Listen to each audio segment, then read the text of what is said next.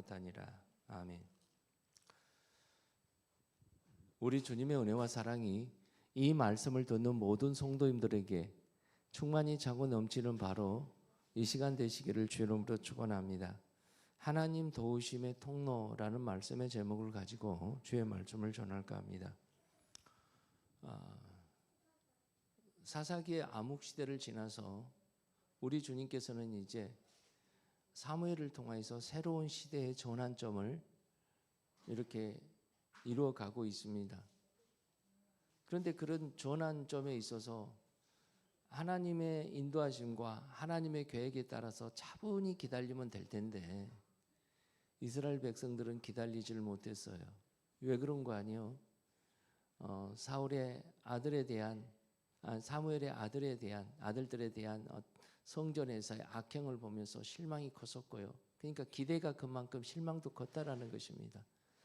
그뿐만 아니라 세상에 돌아가는 상황과 정세를 보게 되면 다른 나라는 다 왕이 있었어요. 그런데 여기서는 여전히 왕이 있는 게 아니라 하나님이 세운 사사가 있었다라는 것입니다. 그래서 그들은 우리도 이방 족속들처럼 이방 나라들처럼 왕을 주십시오.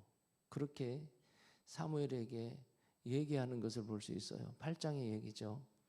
그런데 그렇게 왕을 달라고 얘기했을 때 사무엘은 아주 마음이 아팠어요.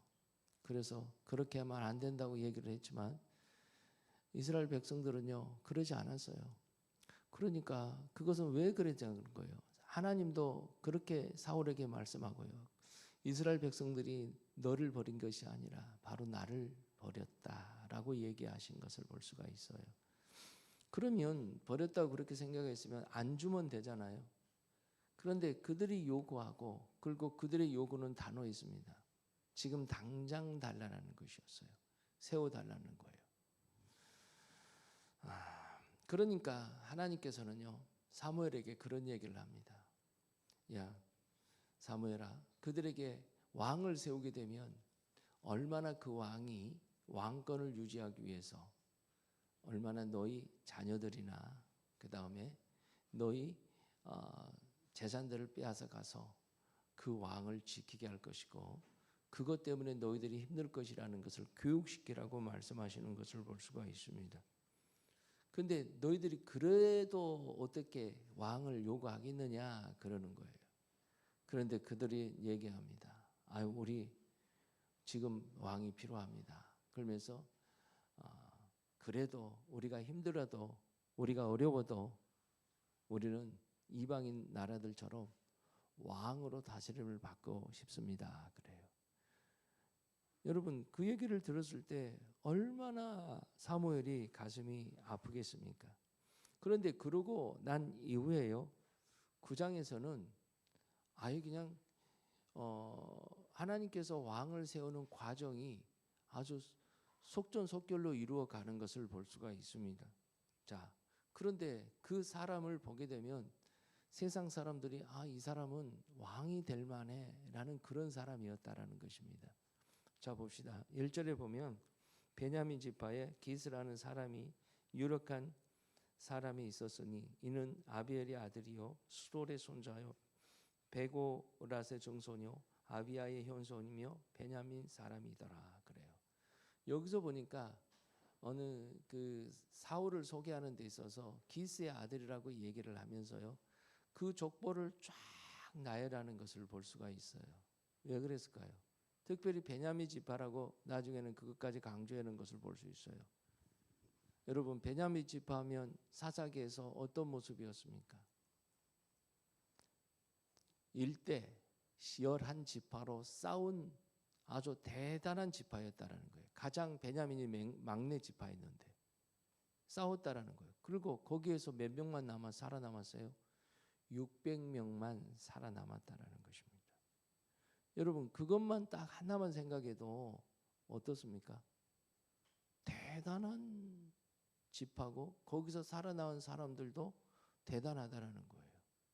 그래서 사울에 대해서 그 지파의 어떤 강함에 대해서 거기서 살아남은 것에 대해서 대단함에 대해 그런 의미도 되어 있었지만 여기서 보게 되면 기스라는 이름은 유력한 사람이라고 얘기를 하고요. 유력한 사람이라는 것은요, 여러분 룻기에서 보게 되면 유력한 사람이라고 또 한 사람은 누구를 얘기했죠? 보아스를 얘기하는 것을 볼 수 있어요. 근데 여기서 보면 유력한 사람이라는 것은 보아스만큼 돈도 많고 싸움도 잘하고 그런 사람이라는 것입니다. 그리고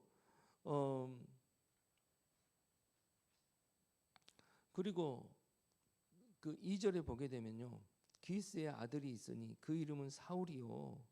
사울은 바로 구하여 얻었다는 뜻입니다. 준수한 소년이라 그래요. 여기서 보게 되면 준수한 소년이라는 것은 훌륭한 사람이라는 뜻이라는 거예요. 원어상으로 토부라는 뜻이 있습니다. 이것은 바로 하나님의 선하심이라는 뜻도 있다라는 것입니다.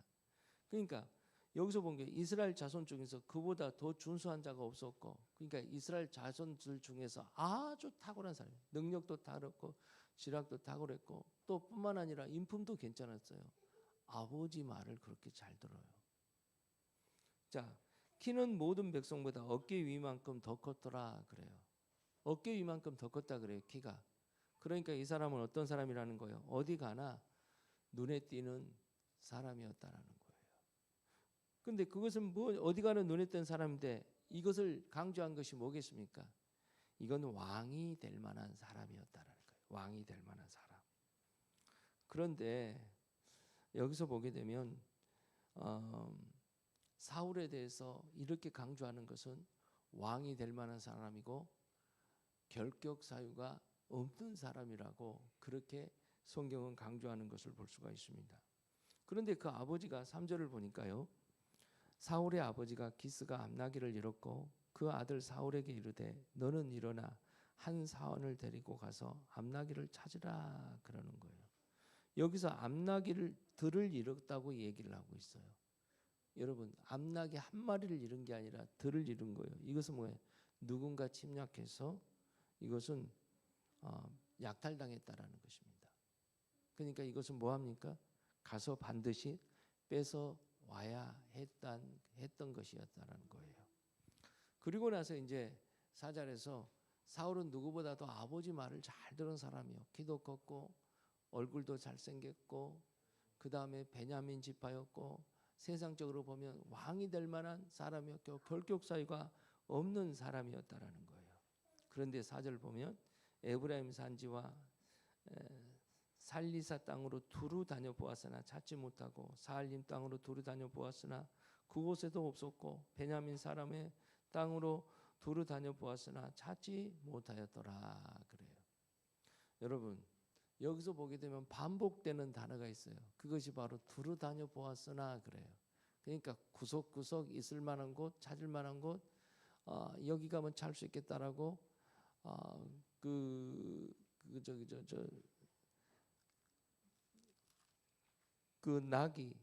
나귀들의 동선을 이렇게 찾아보면서 계속 구석구석 찾아야 했다라는 거예요. 그런데 찾지 못했다라는 거예요. 뭘 의미를 해줘요? 여기서 보게 되면 하나님 도움이 없는 아무리 준수하고 왕의 결격 사유가 없는 사람이라도 하나님 도움이 없으면 어떤 것도 할 수 없다라는 것을 얘기를 해주고 있어요. 무슨 얘기인 줄 알죠?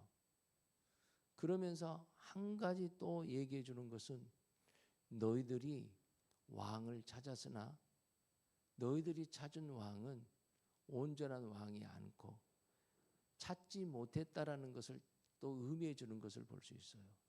사실 그래요. 여기서 사울 왕은 처음에는 괜찮은 왕이었지만 나중에는요, 정말 이스라엘을 힘들게 한 왕이었다라는 것입니다. 그러니까 그들은 정말 이 땅에서 자기들을 잘 보호해 주시고 이끌어질 왕을 찾았지만 찾지 못했다라는 것을 다시 한번 또 알려주는 것을 볼 수가 있다라는 것입니다. 그럼 여기서 누구보다도 완벽했고 그런 사울 왕이에요. 그런데 이걸 우리에게 지금 대입을 해보게 되면 우리에게 적용을 해보는 어떤 모습입니까? 예를 들어서 이런 것입니다. 사울은 유력한 사람이었고 기도 크고 훌륭한 사람이었어요. 여러분, 사람들한테 인정받고 존경받는 사람들이었다라는 거예요. 용감하기로. 그런데 보십시오. 우리가 그런 모습으로 살아가지 않습니까? 우리가 이 땅에서 열심히 일을 합니다. 그래서 돈을 벌습니다. 왜 그렇습니까? 인정받고 싶어서요. 내가 이 땅에서 내 가지고 있는 분야에 탁월한 능력자가 되고 싶습니다. 인정받기 위해서요. 내가 이 땅에서 사람들한테 내가 어떤 큰 업적을 남기고 싶습니다. 돋보이고 싶습니다. 이것은 사람들 앞에 뭐 하는 거예요? 존경받고 인정받기 위해서 그러는 거예요. 그러기 위해서 힘쓰고 애써요. 그러니까 내 인생을 내가 어떻게 한 사람이에요? 내 스스로 내가 가꾸고 내 스스로 내가 원하는 것을 이루어가고 그런 모습의 소유자들이라는 것입니다. 세상 사람들이라면 당연히 그럴 수 있습니다. 왜냐? 하나님을 모르기 때문에요. 그런데 내가 열심히 내 인생을 결정하고 내가 열심히 내 인생을 키워가고 내가 열심히 내 인생에 무언가를 이루어서 사람들에게 돋보이고 존경받고 인정받고 사랑받기 위해서 그랬다 있다면 내 노력으로 해서 나는 뭐합니까? 내 씨퍼기를 쌓아서 아주 능력 있는 사람으로 만들고 싶다면 우리의 모습이 어떤 모습이겠습니까? 전혀 하나님이 내 삶 속에서 개입할 수 없는 상황이 이르더라 이것이지요. 하나님께서 계속 개입하고 싶은데 내가 스스로 모든 계획을 갖고 있어요.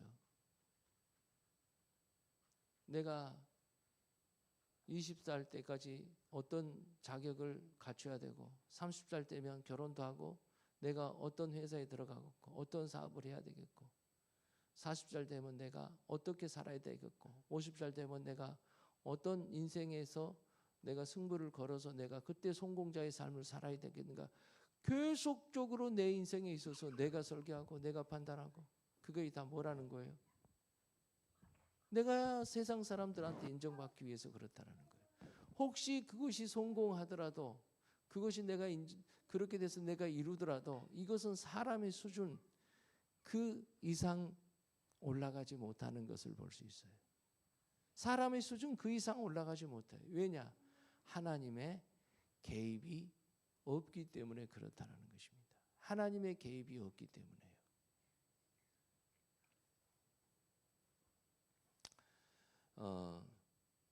저와 여러분들이 그렇습니다. 그럼 나는 인생에 있어서 지금 나는 어떤 모습으로 살아가고 있습니까?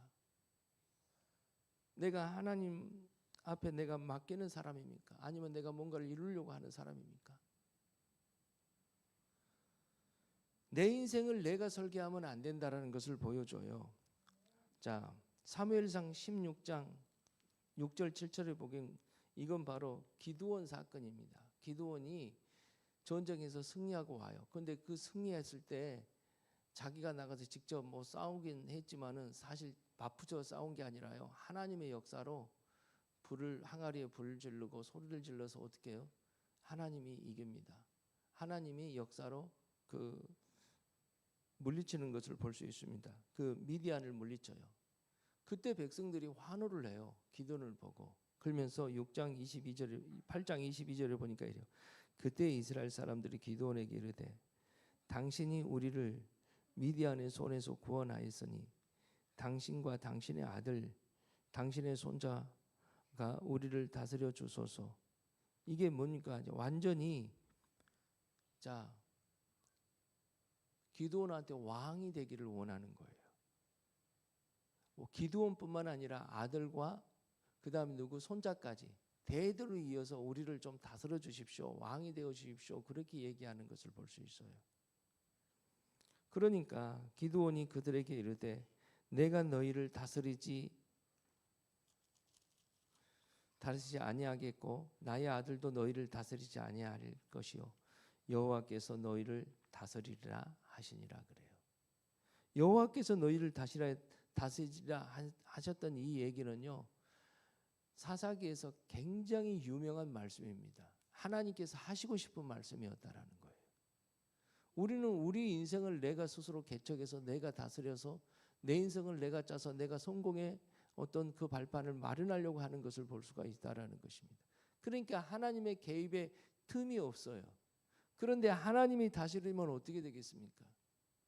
하나님의 다스리면 결코 그렇지 않다라는 거예요. 하나님께서 계획하시고 하나님께서 이끌어 가시고, 그래서 인간의 한계를 뛰어넘습니다. 사람의 수준 그 이상의 것들을 하나님께서 일들을 해 나가시는 것을 볼 수가 있다라는 거예요. 여러분 보십시오. 그 사울이 이렇게 됐을 때 지금 이 모습이 어떤 모습으로 이렇게 끝날 것 같습니까? 사울은요, 나중에 버림받으면서 하나님 앞에 어떻게 해요? 버림받잖아요. 버림받고 난 다음에 사울은 16장에 보면 이렇습니다. 자, 사무엘을 통해서 다시 왕의 기름 부음을 받으려고 그래요. 기름을 부으려고 그래요. 자, 6절 7절 보게 되면 16장 6절 7절, 그들이 오매 사무엘이 엘리압을 보고 마음에 이르기를 여호와께서 기름 부으실 자가 과연 주님 앞에 있도다 하였더니, 그래요. 무슨 얘기입니까? 누구보다도 사무엘이라면 통찰력이 있고 사람 보는 눈이 있을 것입니다. 그러니까 엘리압의 외모만 보고요, 아, 이 사람 왕감이구나 라고 그렇게 생각을 해요. 그때 주님께서 그래요. 여호와께서 사무엘에게 이르시되 그 영모와 키를 보지 말라. 내가 이미 그를 버렸노라. 내가 보는 것은 사람과 같지 아니하니 사람은 외모를 보거니와 나 여호와는 중심을 보느니라 하시니라. 그래요. 무슨 얘기입니까?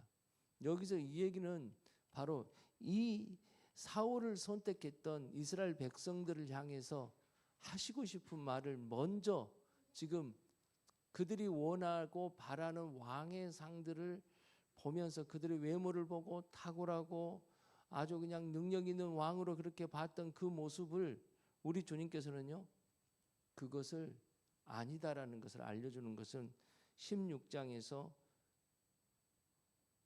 외모를 보지 않고 중심을 본다라고 주님께서 말씀하시는 것을 볼 수가 있습니다. 그래서 여러분, 우리가 하나님 앞에 도우심의 통로는 뭐겠습니까?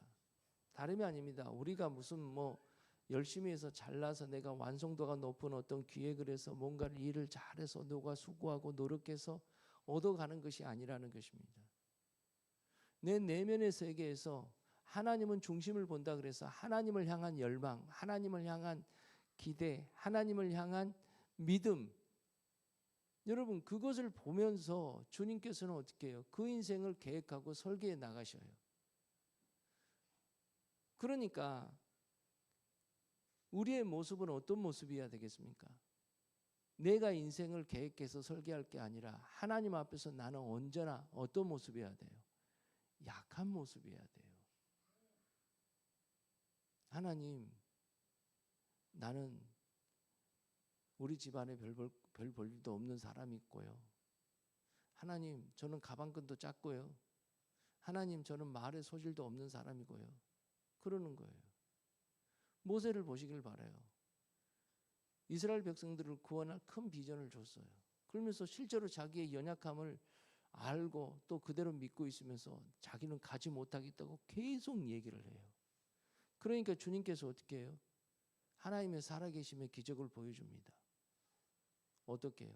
지팡이를 뱀으로 변하게 하는 것을 보게 하고 꼬리를 잡게 만들고 손을 가슴에 집어넣었다가 빼니까 문둥병이 걸리고 다시 또 집어넣으니까 문둥병이 사라지고 그런 일이 있었어요. 아니 나는 입이 둔해서 어떻게 일을 못하겠습니다. 그러니까 야, 내 형 아론 있지 않냐 그러는 거예요. 그러니까 철저히 무슨 얘기입니까? 나는 아무것도 못하는 사람입니다라는 그 모습으로 나가야 될 줄 믿습니다. 저는 새벽에 기도하면서 하나님 앞에 늘 그 모습으로 나가요. 그런데 그 모습이 실제고요. 하나님, 저는 우둔하고 미련한 사람입니다. 지혜도 없는 사람이고 내가 가지고 있는 것 아무것도 없습니다. 힘도 없고 능력도 없는 사람입니다. 아버지께서 역사하지 않고 아버지께서 도와주지 않으면은요, 살 길이 없습니다. 주님 불쌍히 여겨 달라고 그렇게 하나님 앞에 늘 기도한 것 뿐이에요. 이건 내가 무슨 하나님의 어떤 내가 능력이 있으면서도 그런 게 아니라는 거예요. 내가 원래 그런 사람이기 때문에 그렇다라는 거예요. 그런데 놀랍게도 주님께서는 어떤 줄 아세요? 내가 가지고 있는 그 이상의 것들을 늘 하게 하셔요. 할렐루야. 저는 이번 리더 수양회 때 우리 이틀에 걸쳐서 그 리더 세미나를 가졌었잖아요. 그런데 그런 모든 과정에 주님의 섭리와 인도하심이 있었어요. 저는 그 시간이 아주 좋더라고요. 오늘 박 집사님이 그 리더 수양회 때요, 옆에서 자기 표현은 그래요. 동냥하듯이 옆에서 청강을 했다고. 동냥하면서 청강을 했는데 그런 얘기를 하더라고요. 자기가 굉장히 많은 은혜를 받았다라는 거예요. 그러면서 하는 얘기가 그런 얘기를 하더라고. 특별히 감정보다도 말씀을 위에 둔다라는 그 얘기를 아주 인상 깊게 들었어요. 그리고 그 말씀이 굉장히 와닿나 봐요. 그런데 그런 모든 것들은 누가 하셨습니까? 하나님께서 저를 통해서 하셨어요. 원래 내가 그렇게 하는 사람이 아니에요. 원래 내가 능력이 타고난 사람도 아니라는 것입니다. 그러면서 하나님께서 저와 우리 리더들에게 항상 은혜를 베풀어 주신 줄 믿습니다. 그래서 우리는 어떤 모습으로 항상 살아가야 돼요? 주님, 나는 미련하고 무능한 사람입니다. 나는 정말 어찌할 수가 없는 사람입니다. 주님이 일일이 개입하지 않으면 어찌할 수가 없어요, 주님. 이것이 바로 뭐니까?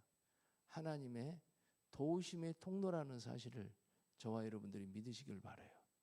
그런데 내가 내 인생을 다 계획하고 내가 내 인생을 다 짜.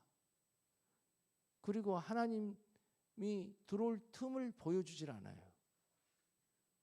그러니까 사람의 그 수준, 그 이상의 것을 올라가지를 못해요. 의식도 생각도 삶도 올라가지, 늘 인간의 한계 속에서 주저주저하고 있는 것을 볼 수가 있다는 것입니다. 그런데 내 인생을 어떻게 하라는 거예요? 아버지께 맡기라는 거예요. 아버지 은혜를 구하라는 것입니다. 그리고 나는 늘 연약한 모습으로 주님 앞에 구하라는 거예요.